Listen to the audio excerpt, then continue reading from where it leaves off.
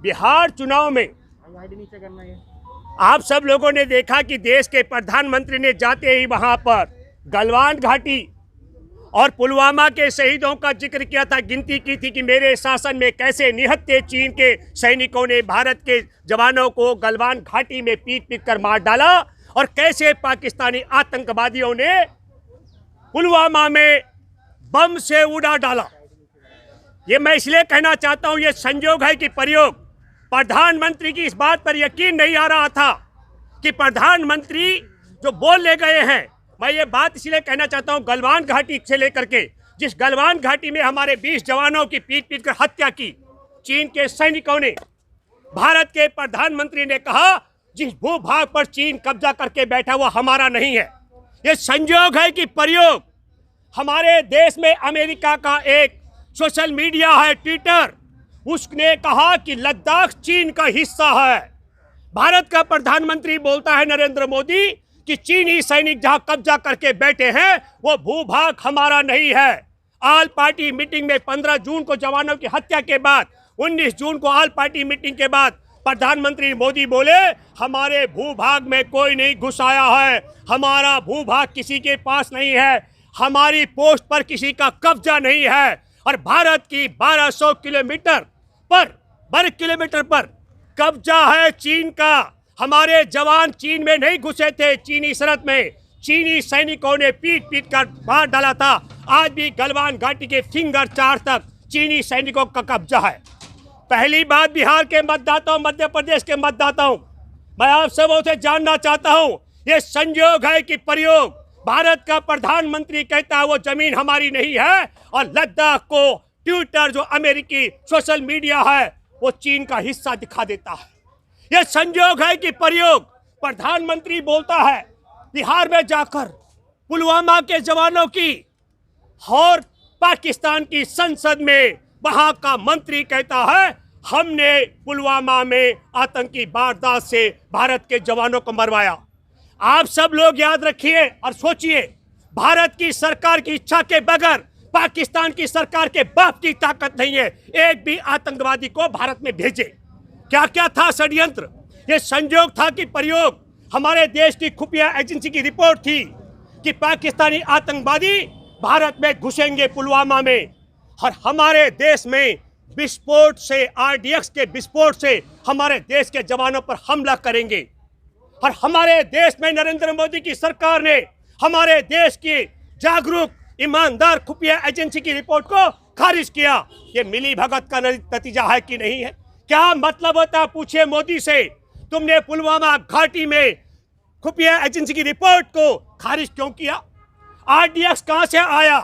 मैं दूसरा सवाल कहना चाहता हूं, आप सब लोग देखिए, हमारे देश के आला अधिकारियों ने कहा जवानों को जिंदा पहुंचाने के लिए हवाई जहाज उपलब्ध कराओ। मोदी सरकार ने कहा हम जहाज नहीं देंगे। यह संयोग था कि प्रयोग और गाड़ी सड़क पर चलती है जिस दिन आतंकवादी हमारे जवानों की हत्या करते हैं। 300 किलो आरडीएक्स कैसे आया मोदी? खुफिया एजेंसी की रिपोर्ट खारिज क्यों की मोदी? और हमारे देश के जवानों को जिंदा पहुंचाने के लिए जहाज की मांग को खारिज क्यों किया मोदी? ये सवाल बिहार और मध्य प्रदेश के मतदाताओं को करना चाहिए।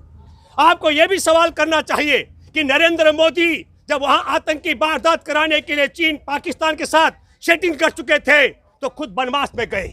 मैं आप सब लोगों को कहना चाहता हूं, देशद्रोह का मुकदमा क्यों नहीं होना चाहिए ट्विटर पर, जिसने हमारे देश के लद्दाख को चीन का हिस्सा बताया।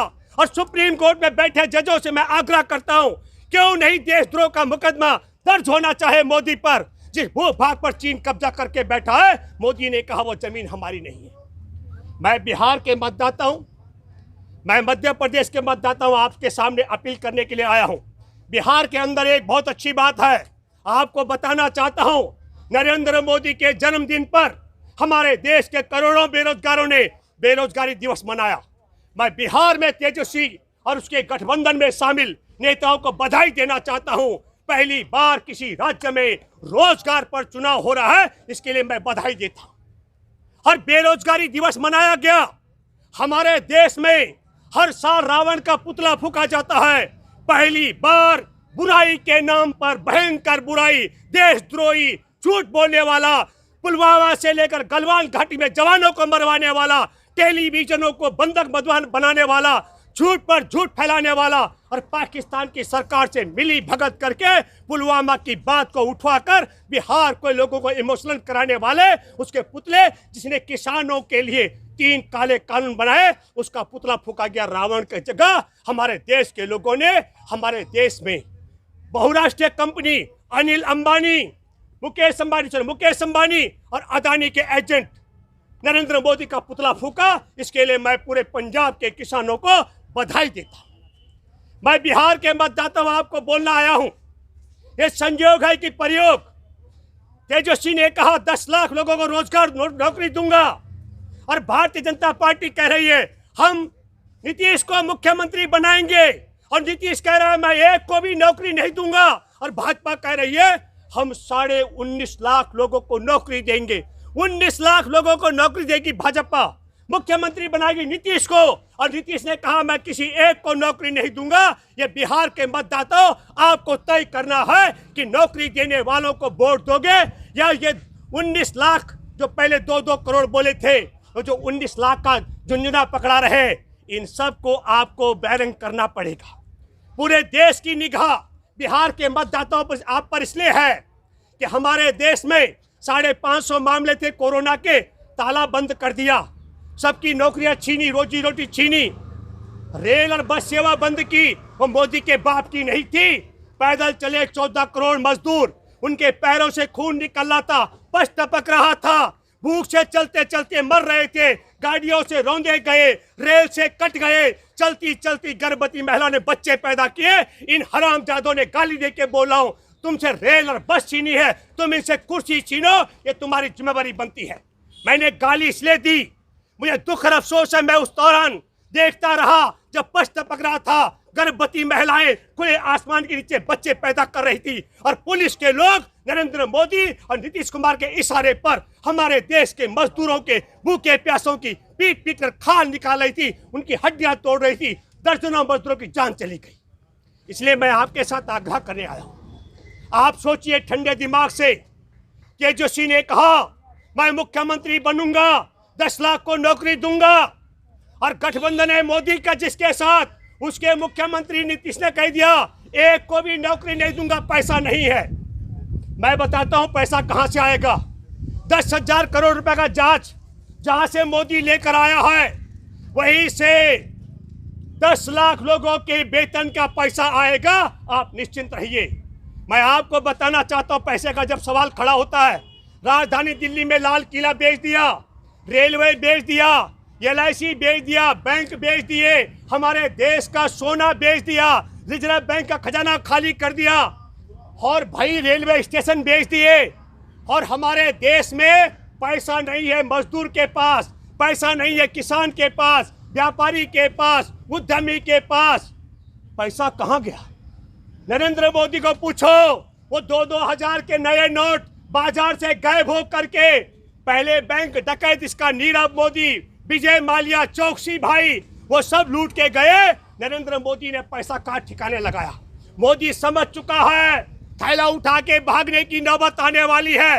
मैं बिहार के मतदाता हूं आपसे भी, और मध्य प्रदेश में कट कट कट टुकड़ों की तरह जो मजदूर कटे हैं महाराष्ट्र में रेल की पटरी पर, मैं आप सबसे गुजारिश करने के लिए आया हूं। बिहार में पहली बार इस देश के करोड़ों करोड़ बेरोजगारों ने जो पहले मोदी के जन्मदिन पर बेरोजगारी दिवस मनाया था, उसका जश्न मनाया जाएगा, और उसका जश्न मनाने के लिए नीतीश कुमार ने कहा मैं एक को नौकरी नहीं दूंगा।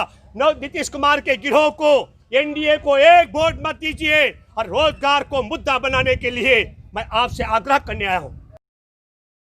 एकमात्र चीज है वह किसानों को बर्बाद करने का और देश के युवाओं का रोजगार छीनने का षड्यंत्र है। नरेंद्र मोदी कह रहा है, उसकी पार्टी कह रही है 19 लाख लोगों को रोजगार देंगे और मुख्यमंत्री नीतीश कुमार को बनाएंगे, और नीतीश कुमार ने कह दिया हम एक भी रोजगार नहीं देंगे।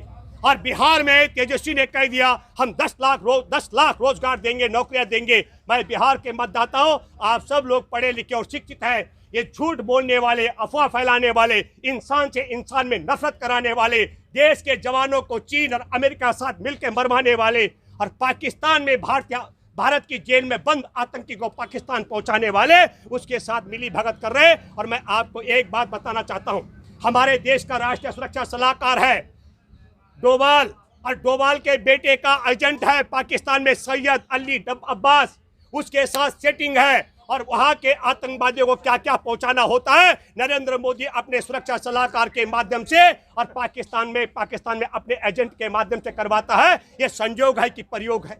हमारे देश का प्रधानमंत्री बिना बताए पाकिस्तान जाता है और पाकिस्तान से वापस आता है तो तत्काल हमारे सैनिक मुख्यालय पर हमला हो जाता है, आपने देखा होगा। तो मैं ये आप सब लोगों से आग्रह करता हूं कि आप सब लोगों को अपना ध्यान, बिहार के और मध्य प्रदेश के मतदाताओं, दोनों जगह गद्दारी हुई है।